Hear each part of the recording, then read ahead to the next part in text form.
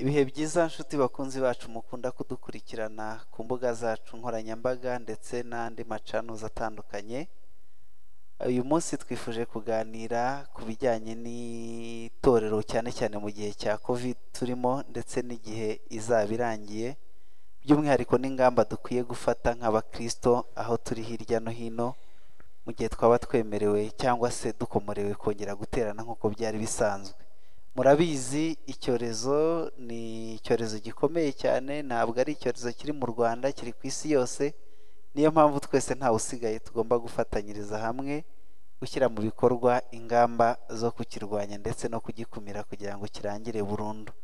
Nk'itorero rero cyangwa se nk'abizera muri rusange, natwe hari ibyo twumva twaganiraho ndetse tukanashishikariza n'abakunzi ndetse by'umwihariko abakristo muri rusange aho bari hirya no hino babasha gukurikira iki kiganiro kugira ngo turusheho gufatanyiriza hamwe mu rugamba rwo kurwanya no gukumira coronavirus.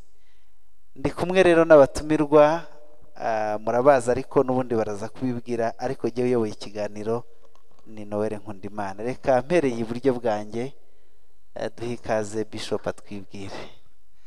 Bishop Fidel Masengo, umushumba mukuru w'itorero rya Espoir Gospel Church Kimironko.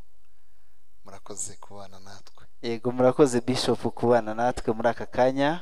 Hirya yiwe nanjye nitwa muri Confiance, nk'abandi umuririmbyi muri Espoir Gospel Church. Murakoze Confi. Ibumoso bwanjye naho turi kumwe n'undi muramyi, nawe yatwibwira.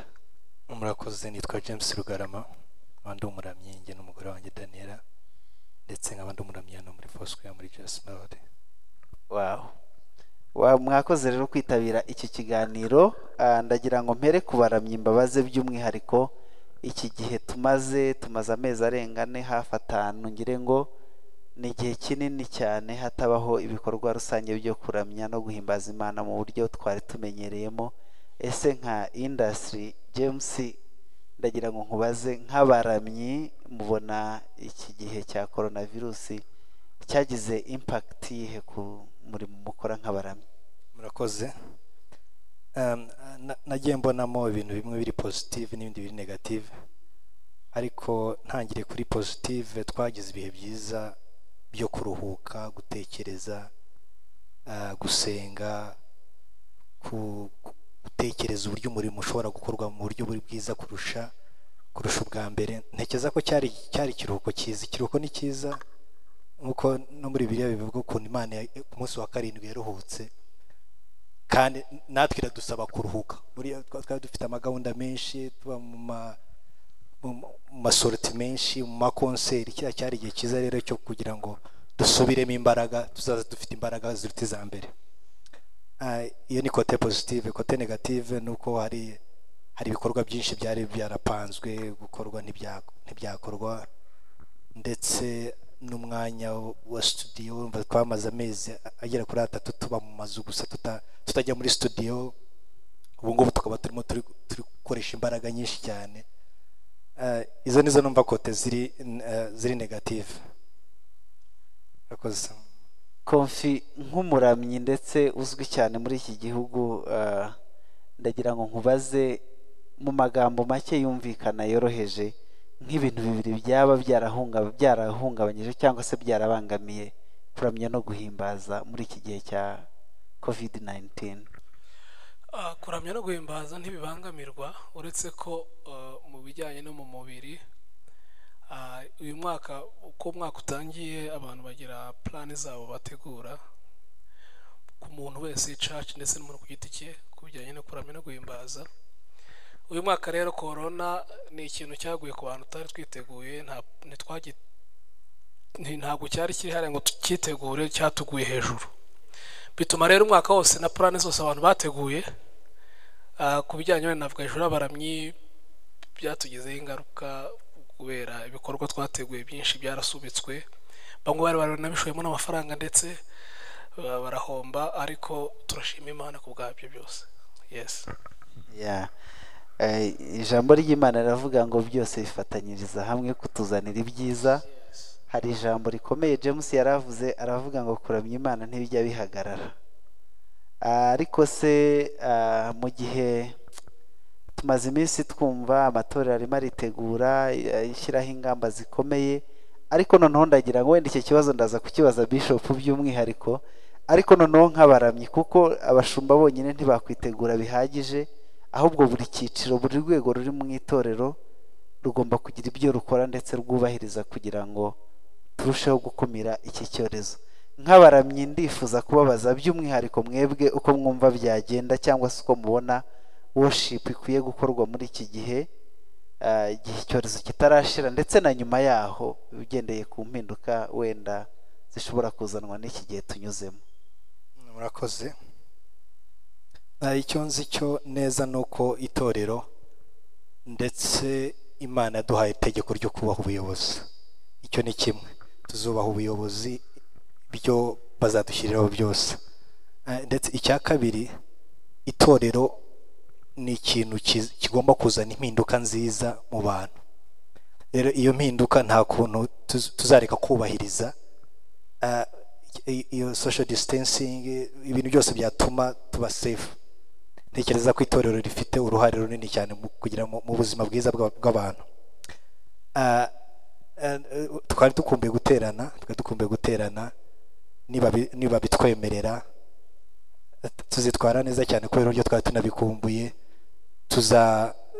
Tuzakoresha uburyo bwose bushoboka kugira ngo tuzabe safe, tuzongere duterane tunezerwe kandi turi safe. Murakoze cyane.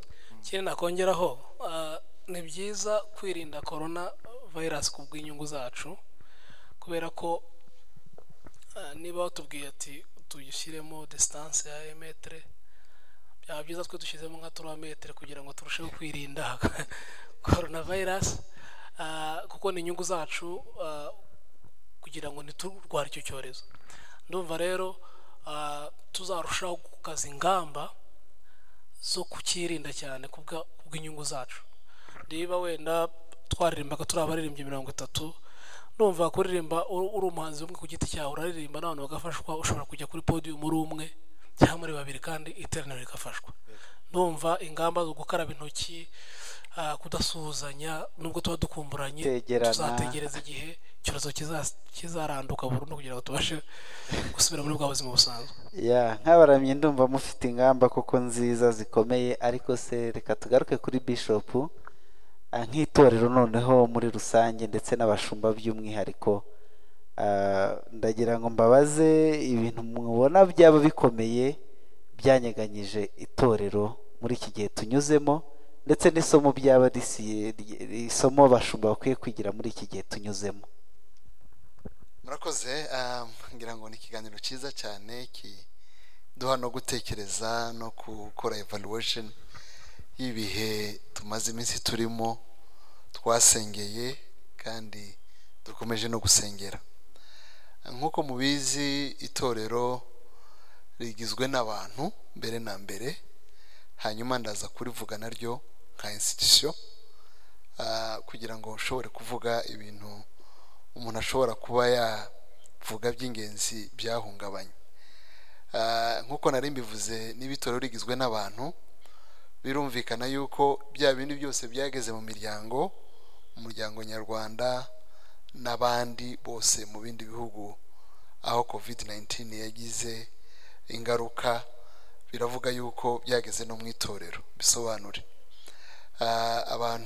hari abantu bamwe imirimo itarasukurwa, hari abantu imirimo yahagaze, utanibaza n'igihe izongera gukora, hari ubukene bwinjiye mu bantu.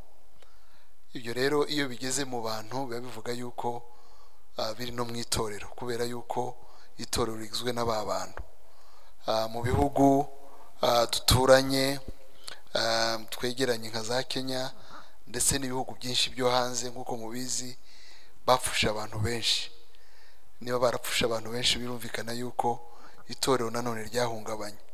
Ejo nasomaga kuri social media amakuru bavuga umupasiteri wo muri Italy wageze mu rusengero rwe, ahageze asanga ahantu hicaraga abantu, buri hantu umuntu yicaraga bashizeho foto ye, kandi abo bantu bose bicaraga muri izo ntebe bashyizemo foto zabo n'abantu bapfuye. Birumvikana yuko itorero ryahungabanye iyo abantu bapfuye, iyo abantu barwaye, iyo abantu bataye imirimo, iyo abana batiga mu mashuri. Birumvikana yuko byanze bikunze bifite aho bihurira n'umurimo dukora w'itorero. Ariko noneho reka ngere ku itorero nka institution. Itorero nka institution nayo hari ibintu nka bitatu byahungabanye. Icya mbere ni worship. Ariko nivuga worship y'amateraniro, ubundi hari worship y'uburyo bubiri. Hari iyo bita individual worship, niyo ngira ngo James na Confi bavugaga ntiyigeze ihungabana, kuko umuramyi aho uri hose wakomeje kuramya, ndetse bamwe babonye n'umwanya uhagije. Wa mwanya waguma mu rugo wabaye umwanya mwiza wo guhura n'Imana, wo gusenga, wo kwitekerezaho, wo gusuzuma umubano wawe cyangwa umuntu n'Imana. Iyo ni individual worship yarakomeje. Ariko corporate worship ni igihe abaramyi batandukanye, ubwo iyo mvuga abaramyi simvuza abaririmbyi, mvuza abakristo bose, baje bagahurira hamwe, bakaririmbira hamwe, bakumvira ijambo hamwe, bagaturira hamwe, bakakora imirimo yose yo kuramya Imana, bakorera hamwe ari benshi.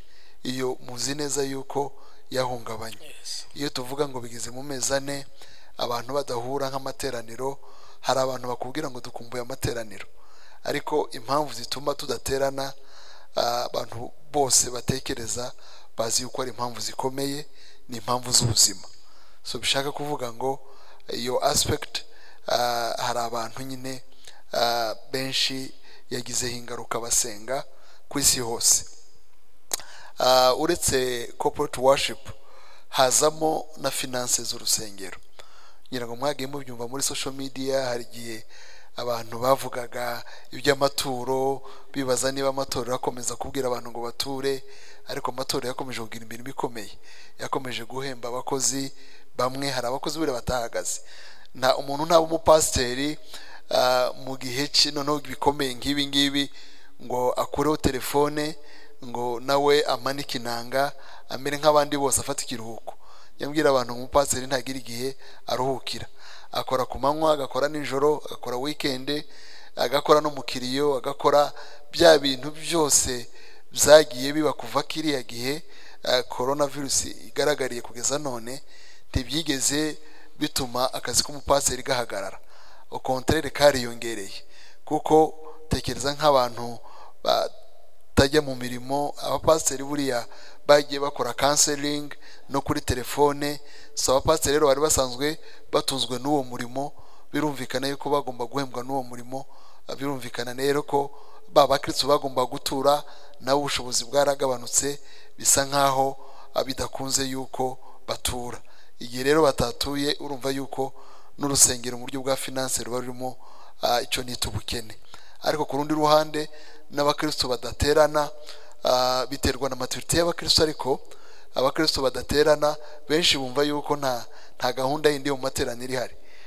Nyamara abakristo bakuze bo bazi yuko ko badaterana bidatuma badatura. So izo aspect hari amatorero yose, harimo umuriro wishurwa, harimo amazi, harimo isuku yakorwa, harimo abazamu, harimo ibyuma bikorwa maintenance. Ibyo byose byagiye bikomeza gukorwa kandi ubushobozi bwagabanutse. Bishaka kuvuga ngo itorero kuri aspect ya finance ryabaye affect. Icya gatatu cyabaye affect ni fellowship. Ubundi worship ni kimwe, fellowship ni kindi. Fellowship ni bwa buryo abantu babana bisanganaho, bahura bakarwanaho ubwuba, bagahoberana, bakaramukanya, bagasurana, ntibihagarare kujya bava kwa runaka bajya kwa runaka. Hari nk'ahantu haba hari amaserire, bagaterana mu rugo kwa runaka, bugacyo bagaterana mu rundi rugo. Iki cyorezo cyaje kigaragaza yuko tugomba kutegerana cyane. Bishaka kuvuga ngo nuba abakristo niyo bahuye murarebana mugapepeyana. Icyo kintu rero mu bakristo bamwe ntibaranacumva, nyamara bagomba kucumva, kandi tugomba kugikora dushyiramo imbaraga nyinshi, tubwira abantu ngo fellowship yarahungabanye, ariko hari ubundi buryo bwa fellowship.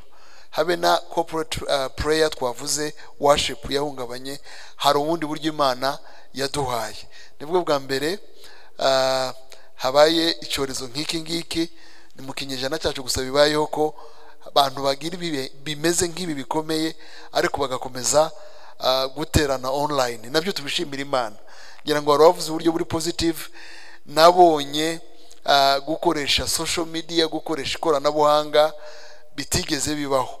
Abaramyi bakomeje kuramya bakoze Instagram, amateraniro yakomeje kugeza ku bayoboke bayo ndetse n'abandi ijambo ry'Imana bakoresheje uburyo butandukanye, harimo Zoom, harimo go to meeting, application nyinshi zituma abantu baterana batari hamwe, YouTube. Abahanzi benshi indirimbo zabo zarasohotse ziranakundwa, abantu barazikurikirana. Ngira ngo muri domaine nkoramo y'amategeko bavuga yuko ari new normal. Natwe twagombye gutekereza ko ari ubundi buryo normal Imana iduhaye bwo gukora amateraniro. Iyo rero ni benefit twakura muri ibi bihe twanyuzemo. Abatarabinyuzemo ntibari bazi yuko bishoboka, twe twabinyuzemo twabonye yuko abantu bashobora gusabana mu bundi buryo, bashobora kuganira bategeranye, bashobora gukomeza kumva ijambo ry'Imana baticaye hamwe. So ni uburyo nabwo Imana yaduhaye. Numva ashaka kuvuga yuko rero habaye guhungabana, ariko hari n'ibyiza byinshi twamenye muri ibi bihe, twikuyemo imbaraga tutari tuzi ko dufite. Ndagira ngo wenda hari nta ugikomeje ijambo, ubutumwa cyangwa se message ikomeye ukwiye kugenera abanyamadini by'umwihariko abashumba b'amatorero, kuko hari ikintu warukomojeho kijyanye na finance z'insengero. Uvuga n'uburyo hari abakristo bamwe badaterana batabona ko akazi gakorwa. Itorero noneho nyuma y'ibihe bya COVID-19 mubona rikwiye kwitwara gute? Itorero nyuma ya COVID-19 kabisa, ningira ngo ni ikintu abantu bagomba no gutekerezaho cyane. Ni ikiganiro gitangiye ariko gikomeza. Ibintu ntibizongera kumera nk'uko byari bimeze. Buriya hari ibintu utasubiza muko byari bimeze ngo bikunde. Icyambere nuko nidushaka duhere kuri finance twari tuvuze, tumaze iminsi tubwira abantu gutura bakoresheje mobile money, bakoresheje money transfer n'ubundi buryo bwose. Tunababwira yuko umuntu adaturira Imana kuko yaje mu materaniro, kuko Imana yaturinze mu rugo. Hari ibintu byinshi Imana idukorera, ntibisaba yuko tuza mu materaniro ngo tuze gutura. Aho uri hose umuntu ashobora gutura. Noneho nk'uko mubizi, hari n'amabwiriza nko mu bihugu batangiye gufungura amateraniro, hari amabwiriza ariho agomba kubahirizwa. Nk'uko mwabyumvise mu gihugu cyacu, ngira ngo mu byumweru bibiri hafi bishize, inama y'abaminisitiri yavuze yuko hari bikigenzurwa, ariko biramutse bigenze neza hatabaye